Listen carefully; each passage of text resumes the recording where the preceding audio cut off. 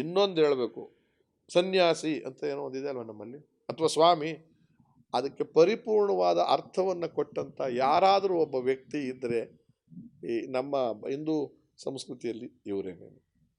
ಯಾರೂ ಇಲ್ಲ ಅಂತ ಹೇಳ್ತಾರೆ, ನಮ್ಮ ಕಣ್ಣಿಗೆ ಕಾಣಿಸುವಂಥ ರೀತಿಯಲ್ಲಿ ಇವರು ಬದುಕಿದಂಥದ್ದು ಇಷ್ಟೂ ವರ್ಷಗಳ ಕಾಲ. ಆಮೇಲೆ ಅಂತರಂಗ ಬಹಿರಂಗ ವಿಭಿನ್ನ ಇಲ್ಲ ಅವ್ರ ಹತ್ರ, ನೇರ ದಿಟ್ಟವಾದಂಥ ಮಾತು. ಆಮೇಲೆ ಕಠಿಣವಾದ ಹೃದಯ, ಕಠಿಣವಾದ ವಿಚಾರಕ್ಕೆ ಮಾತು ಕಡಿಮೆ, ಕೆಲಸ ಜಾಸ್ತಿ. ಆಮೇಲೆ ಊಟ ಹಾಕಿದ್ರು ಅಂತೀವಲ್ಲ, 80 ವರ್ಷದ ಮೇಲಾಗಿರ್ಬೋದು, ಊಟ ಬೆಂಕಿ ಆರಿಲ್ಲ, ಅಡುಗೆ ಮನೆ ಬೆಂಕಿ ಆರೇ ಇಲ್ಲ ಅಂದಾಗ ಹೇಗೆ ಇದು ಏನು ಸಾಧ್ಯ ಅಂದಾಗ ನಾವು ಆಮೇಲೆಲ್ಲ ಕೂಲಂಕುಷ ಯೋಚನೆ ಮಾಡಿದಾಗ ಈ ಥರ ನಮ್ಮಂಥ ಭಕ್ತಾದಿಗಳು ಎಷ್ಟೋ ಜನ ಆಮೇಲೆ ಸಹಾಯರ್ತರು ಎಷ್ಟೋ ಜನ. ಆದರೆ ಎಲ್ಲವನ್ನು ಬರೀ ಕೊಡಿ ಕೊಡಿ ಅಂತ ಕೇಳೋದಲ್ಲ, ತಾವೇ ಅವರು ಸ್ವತಃ ಪೂಜೆಗೆ ಹೋಗಿ ಪಾದ ಪೂಜೆಗೆ ಅಂತ ಕಾರ್ಯಕ್ರಮ ಇಟ್ಕೊಂಡು, ಅಂದರೆ ಕೆಲಸ ಮಾಡಿ ದುಡ್ಡು ತೊಗೋತಿದ್ದವರು ಕಾಯಕಂತ ಪಾದ ಪೂಜೆಗೆ ಹೋಗ್ಬೇಕಾದ್ರೆ ನಮ್ಮ ಮಠಕ್ಕೆ ಊಟ ಎಷ್ಟು ಕೊಡ್ತೀರಾ, ಅನ್ನ ಎಷ್ಟು ಕೊಡ್ತೀರಾ, ಅಕ್ಕಿ ಎಷ್ಟು ಕೊಡ್ತೀರಾ, ರಾಗಿ ಎಷ್ಟು ಕೊಡ್ತೀರಾ, ಅದನ್ನೆಲ್ಲ ತಿಳ್ಕೊಂಡು ತಂದು ಅದು ನಿರಂತರವಾಗಿ ಬೆಳ್ಕೊಂಡು. ತುಮಕೂರು ಜಿಲ್ಲೆಯಲ್ಲಿ ಬಹುತೇಕ ಯಾವುದೇ ಮನೆಯಲ್ಲಿ ರೈತ ಮಠಕ್ಕೆ ದಾನ ಕೊಡದೇ ಇಲ್ಲದೆ ಇರ್ತಕ್ಕಂಥ ವ್ಯಕ್ತಿಗಳು ಇದ್ದಂಗಿಲ್ಲ. ಮಾಡ್ಲಿ ಒಂದೇ ಕಡೆ ಅಲ್ಲ, ಎಷ್ಟೋ ಕಡೆಯಿಂದ ಲಾರಿಲಿ ಬರ್ತವೆ. ಹಣನೇ ಬೇಕು ಅಂತೆಲ್ಲ ಅವರಿಗೆ, ಮಠ ನಡೀಬೇಕು. ಆ ಥರದ ಒಬ್ಬ ವ್ಯಕ್ತಿಯನ್ನು ನೋಡಿದಂಥದ್ದು ಕಳ್ಕೊಂಡು ಅನ್ನೋದಕ್ಕಿಂತ ಪಡೆದಿದ್ವಲ್ಲ ಅನ್ನೋದೇ ಪುಣ್ಯ.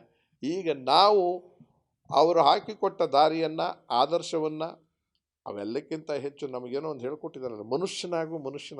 ಆ ಮನುಷ್ಯ ಗುಣವನ್ನು ತಪ್ಪದೆ ನಡೆಸ್ಕೊಂಡು ಹೋದರೆ ಆ ದೇವರ ಆತ್ಮಕ್ಕೆ ಶಾಂತಿಯನ್ನು ಅದ್ಭುತವಾಗಿ ಕೊಟ್ಟಂಗೆ. ನನ್ನ ದೃಷ್ಟಿಯಲ್ಲಿ ಇನ್ನೇನು ಮಾಡೋದು ಬೇಕಾಗಿಲ್ಲ. ಅವ್ರು ಹೇಳ್ತಿದ್ರು, ಕೈ ಚಾಚೋದು ಸಹಾಯಕ್ಕೆ ಯಾರ್ಯಾರಿಗೆ ಬೇಕಾದ್ರೂ ಕೈ ಚಾಚೋದು ಸಹಾಯ ಮಾಡಿ. ನೀವು ಕೊಡೋದಿದೆಯಲ್ಲ ಅದು ಮನಃಪೂರ್ತಿಯಾಗಿ ಕೊಡಿ. ಕೊಟ್ಟಿದ್ದರಿಂದ ಏನೂ ಅಪೇಕ್ಷೆ ಪಡಬೇಡಿ, ಕೊಡೋದನ್ನು ಅಭ್ಯಾಸ ಮಾಡ್ಕೊಳ್ಳಿ. ಎಲ್ಲರೂ ನನ್ನವರೇ ಅನ್ನೋದು ನೋಡಿ. ಸಾಮಾಜಿಕ ನ್ಯಾಯ ಅಂತೀವಲ್ಲ ಇವತ್ತು, ಆ ಜನ ಈ ಜನ ಅಂತ, ಅದು ಮಠ ಒಂದು ಸಮಾಜದ್ದಲ್ಲ, ಎಲ್ಲ ವರ್ಗದ ಜನ. ನಾನು ಯಾರು, ಒಬ್ಬ ಅಲ್ಪಸಂಖ್ಯಾತರಲ್ಲಿ ಸ್ವಲ್ಪ ಸಂಖ್ಯಾತ ನಾನು. ಅಂತಹ ಸಮಾಜದವನು ಇವತ್ತಿನ ದಿವಸ ಇಡೀ ಜಗತ್ತಿಗೆ ಪರಿಚಯ ಆಗಿದ್ದೀನಿ ಅಂದರೆ ಆ ಮಠದ ಕಾಣಿಕೆ, ಮಠದ ಪ್ರೇರಣೆ, ಮಠದ ಪ್ರೋತ್ಸಾಹ. ಇದನ್ನು ನಾನು ಆಮೇಲೆ ಬದ್ಧತೆಯನ್ನು ಕಲಿಸಿದ್ರು, ಶಿಸ್ತನ್ನು ಕಲಿಸಿದ್ರು, ಪ್ರಾಮಾಣಿಕತನವನ್ನು ಎಲ್ಲರಿಗೂ ಬಂದಿದೆಯೋ ಇಲ್ವೋ, ಬಹುತೇಕ ಜನಕ್ಕೆ ಬಂದಂಗಿದೆ. ಈಗ ನಮ್ಮ ಕಾಣಿಕೆ ಅಂದರೆ ನಾವು ಅಂಥ ಜನವನ್ನು ಬೆಳೆಸ್ತಕ್ಕಂಥದ್ದು. ಆ ರೀತಿ ಮಾಡಿ ಕೋಟ್ಯಾಂತರ ಜನ ಇದ್ದಾರೆ. ನಾನು ವಿದೇಶದಲ್ಲಿ ಹೋದೆ, ಇನ್ನೆಲ್ಲೆಲ್ಲೋ ಹೋದೆ, ಎಲ್ಲಿ ಹೋದರೂ ಕರ್ನಾಟಕ ಜನ ಯಾವುದೇ ಮನೆಯಲ್ಲೂ ಈ ಸ್ವಾಮಿಗಳ ಬಗ್ಗೆ ಮಾತಾಡೋದೇ ಇರೋರಿಲ್ಲ. ಆಮೇಲೆ ಸ್ವರ ಇಲ್ಲ. ಆಮೇಲೆ ಕಣ್ಣಲ್ಲಿ ನೀರು ಹಾಕ್ಕೊಂಡು ಮಾತಾಡ್ತಕ್ಕಂಥ ಪ್ರೀತಿ ತೋರಿಸ್ತಕ್ಕಂಥವ್ರೆ. ಒಂದಲ್ಲ ಒಂದು ರೀತಿಯಲ್ಲ ಮಠದಕ್ಕೆ ಸಂಬಂಧ ಇಟ್ಕೊಂಡು ಓದ್ದವರು ಆಗಿರ್ತಾರೆ. ಅದನ್ನು ಕಣ್ಣಿಂದ ನೋಡಿದ್ದು. ದೇಶದಲ್ಲೇ ನನಗೆ ಈ ಥರದ ಸ್ವಾಮೀಜಿ ಇನ್ನೊಬ್ಬರು ನನಗೆ ಕಣ್ಣಿಗೆ ಕಾಣಿಸ್ತಾ ಇಲ್ಲ, ಅಥವಾ ಇದಾರೇನೋ ನನಗೆ ಗೊತ್ತಿಲ್ವೇನೋ, ಆ ಥರದ್ದಿದೆ. ಆಮೇಲೆ ಬಸವಣ್ಣನವರು ಒಂದು ಮಾತು ಹೇಳಿದ್ರು, ಕಲ್ಲ ದೇವರುಗಳನ್ನು ಅಷ್ಟೊಂದು ಪೂಜೆ ಮಾಡೋದು ಅಗತ್ಯ ಇಲ್ಲ, ನಿಮ್ಮ ಆತ್ಮಸಾಕ್ಷಿಯಾಗಿ ಮಾಡಬೇಕು, ಮತ್ತು ಕಾಯಕನೇ ಕೈಲಾಸ ಅಂದರು.